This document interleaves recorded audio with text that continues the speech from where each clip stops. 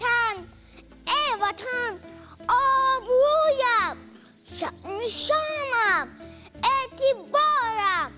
ای وطن من که سربازی تویم چون دیده ای بازی تویم برای حفظی مرز و بومت جانی سارم ای وطن من که سربازی تویم چون دیده ای بازی تویم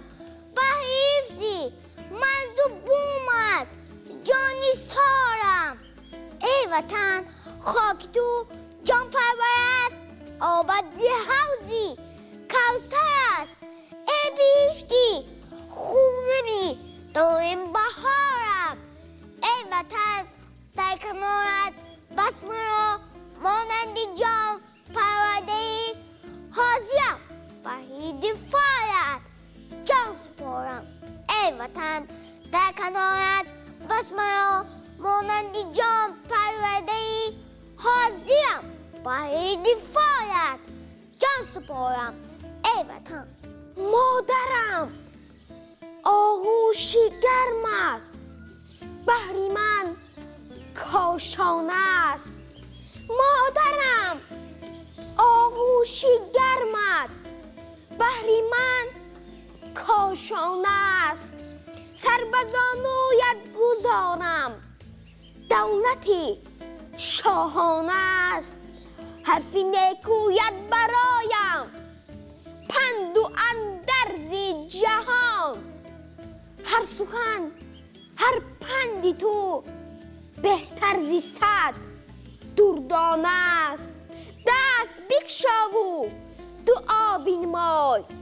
فرزندانی خویش هر دعایی نیکی تو از بهر من ماهانه است دست بکشا و دعا بنمای فرزندانی خویش هر دعایی نیکی تو از بهر من ماهانه است آتشی قلبت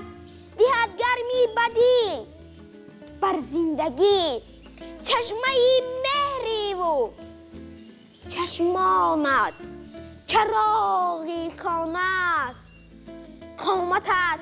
در زیر باری زندگی مثلی کمان در بغل گویا عصایی تو ستونی خانه است نازم از بختی بلند و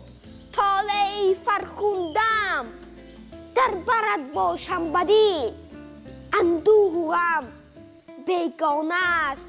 در برت باشم بدی اندوه و غم بیگانه است مادری جان تا ابد چون سایبان باشی بسر تا ابد وصفت نمایم سنتی فرزانه است مادری جان تا ابد وصفت نمایم سنتی فرزانه است راغون عدالت است راغون اصالت است راغون شهادتی بخت و سعادت است افسانه کجاست راغون حقیقت است افسانه کجاست راغون حقیقت است بر راغونی ما نگر که عید آمده است از شش طرفی وطن نوید آمده است چون میلت را سرور هم فکر ز اتحاد پدید آمده است بیدار